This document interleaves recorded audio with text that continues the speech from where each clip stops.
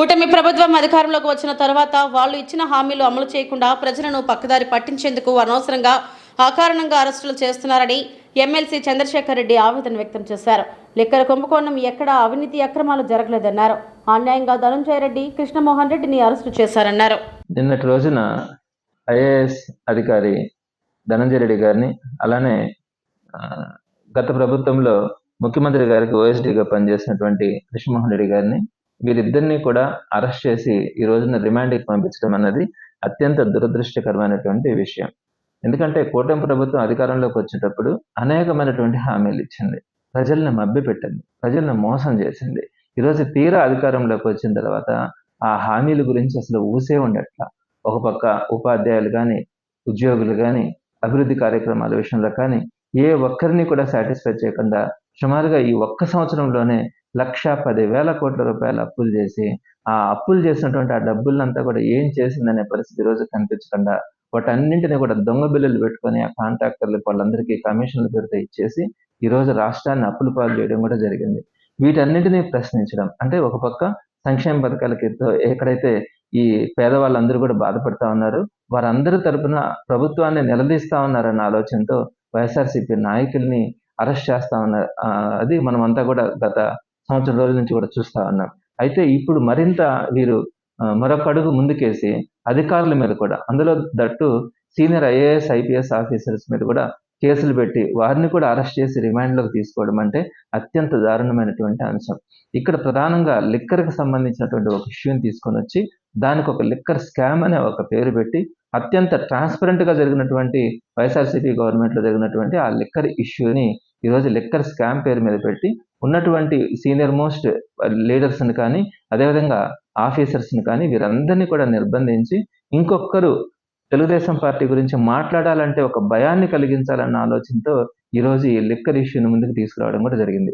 మీ అందరికీ తెలుసు, liquor issue YSRCP గవర్నమెంట్లో అత్యంత ట్రాన్స్పరెంట్గా జరిగింది. అంటే గవర్నమెంట్ షాప్స్ని పెట్టిన దానివల్ల అంతకుముందు వీధిలో కూడా బెల్ట్ షాప్స్ కనిపించేటివి, ప్రతి షాప్లో కూడా పర్మిట్ రూమ్లు కనిపించేటివి, అంటే అక్కడే తాగిచ్చేవాళ్ళు. ఈ విధంగా వీధుల్లో కానీ ఎక్కడ పడితే అక్కడ permit rooms, belt shops, mid night కూడా షాప్స్లో మందు ఇచ్చే పరిస్థితి ఉండేది. ఎక్కడైనా షాప్ దగ్గరికి వెళ్ళి ఒక నాక్ గనక తలుపు తడితే వెంటనే కావాల్సినటువంటి మందుని బయట ఇచ్చే పరిస్థితి ఆ రోజు మనకు కనిపిస్తా ఉందండి. అటువంటి పరిస్థితుల్లో గవర్నమెంట్ షాప్స్ని తీసుకొని వచ్చి ఎగ్జాక్ట్గా 9 o'clock కల్లా షాప్స్ని క్లోజ్ చేయడం కానీ, ఆ తర్వాత ఎక్కడా కూడా మందు దొరికే పరిస్థితి ఉండేది కాదు. అలానే బెల్ట్ షాపులు ఉండేటివి కాదు, పర్మిట్ రూమ్స్ ఉండేటివి కాదు. రేటు కూడా ఏదైతే ఎంఆర్పి ఉందో స్ట్రిక్ట్గా ఎంఆర్పి రేటు ప్రకారమే అమ్మడం కూడా జరిగేది. ఇంత ట్రాన్స్పరెంట్గా ఇంకొక విషయం కూడా చెప్పాలి, అమ్మినటువంటి ప్రతి బాటిల్ని కూడా ఇచ్చేటప్పుడు స్కాన్ చేసి అమ్మేవాళ్ళు. అంటే ఈ రోజుకి కూడా ఏ షాప్లోనైనా ఏ నిమిషంలో ఏ బాటిల్ ఏ బ్రాండ్ అమ్మినారన్నది కూడా ఈ రోజుకి కూడా అంత ట్రాన్స్పరెంట్గా జరిగింది. మరి అటువంటి అంత ట్రాన్స్పరెంట్గా జరిగినటువంటి దానికి లిక్కర్ స్కామ్ అనేది వీళ్ళు పెట్టిన పేరు. ఇదే తెలుగుదేశం పార్టీ అంతకుముందు కానీ ఇప్పుడు కానీ ఎప్పుడు కూడా బెల్ట్ షాప్స్ విచ్చలవిడిగా జరుగుతూ ఉన్నాయి. ప్రతి షాప్లో కూడా పర్మిట్ రూమ్స్ జరుగుతూ ఉన్నాయి. ఈ షాపులన్నింటినీ కూడా ఎమ్మెల్యేలు, మంత్రులు వాళ్ళే సొంతంగా పాడుకొని వాళ్ళే ఒక సిండికేట్ లాగా ఫామ్ అయ్యి ఈ రోజు అందరినీ కూడా తాగుబోతులుగా తయారు చేస్తా ఉన్నది ఈరోజు మనం గమనిస్తా ఉన్నాం. ఎన్ని హత్యలు జరుగుతూ ఉన్నాయి, ఏ విధంగా ఈరోజు వీధుల్లో ఎక్కడ పెడితే అక్కడ యువత అంతా కూడా తాగి రోడ్డును పడి ఎక్కడ ఇష్టం వచ్చినట్టు కనిపించినట్టు పొడిచే పరిస్థితి మా నెల్లూరులో కూడా కనపడతా ఉంది. ఇటువంటి పరిస్థితులు ఈరోజు కనపడతా ఉంటే పద్ధతిగా ట్రాన్స్పరెంట్గా జరిగినటువంటి వైఎస్ఆర్సీపీ గవర్నమెంట్లో గవర్నమెంట్ షాప్స్ని పెట్టి గవర్నమెంట్కి ఆదాయాన్ని కూడా పెంచినటువంటి ఆ సిస్టమ్ని లిక్కర్ స్కామ్ అని పేరు పెట్టినారు. దాంతోపాటు అక్కడ ఉన్నటువంటి ఆల్మోస్ట్ పొలిటీషియన్స్ అందరినీ కూడా ఆ కేసులు ఇరికించడానికి ప్రయత్నిస్తా అక్కడ ఉన్నటువంటి ఆఫీసర్స్ని కూడా దాంట్లో రిమాండ్కి తీసుకునే పరిస్థితి కనిపించిందంటే ఈ రాబోయే రోజుల్లో వీళ్ళు ఏమి నేర్పిస్తా ఉన్నారు ఈ సొసైటీకి అన్నది అర్థం కావట్లే.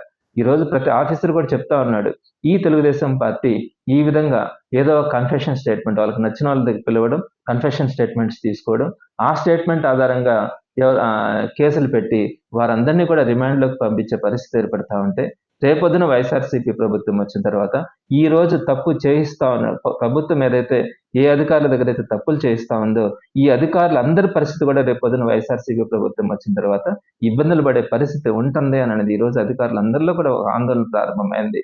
ఈ రోజు తెలుగుదేశం పార్టీ కార్యకర్తల నాయకులు కూడా బాధపడతా ఉన్నారు. ఎందుకంటే వైఎస్ఆర్సీపీని ఈ విధంగా వేధిస్తా ఉన్నారు, రేపొద్దున ప్రభుత్వం మారుతుంది, ఖచ్చితంగా ఆ సిగ్నల్స్ ఉన్నాయి.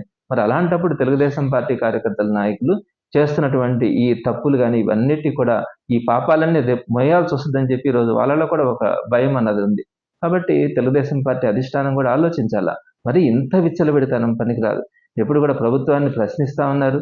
ప్రజల పక్షాన పోరాడుతా ఉన్నటువంటి వైఎస్ఆర్‌సీపీని ఈ విధంగా నిర్బంధించాలని, ఆ రోజు పనిచేసినటువంటి అధికారులందరినీ కూడా నిర్బంధించాలనే ఆలోచనతో ముందుకెళ్తే దీన్ని ప్రజాస్వామ్యం అనము, నియంతృత్వము. ఈ నియంతృత్వం జరిగినప్పుడు ప్రజల్లో ఒక తిరుగుబాటొస్తది. ఆ తిరుగుబాటొచ్చినప్పుడు పెద్ద పెద్ద ప్రభుత్వాలు కూడా కూలిపోతాయి. మరి గమనించుకోవాలా, ఈరోజు కృష్ణమోహన్ రెడ్డి గారిని గాని, ధనంజయ రెడ్డి గారిని గాని అలాంటి సీనియర్ ఆఫీసర్స్‌ని అరెస్ట్ చేయడం అన్నది ఈరోజు ప్రజల్లో ప్రతి ఒక్కరు కూడా వేదన చెందుతా ఉన్నారు. ఇది మంచి సంప్రదాయం కాదని వైఎస్ఆర్‌సీపీ తరపున కూడా ఈ చేసినటువంటి ఈ అక్రమ అరెస్టులని తీవ్రంగా ఖండిస్తా ఉన్నాం.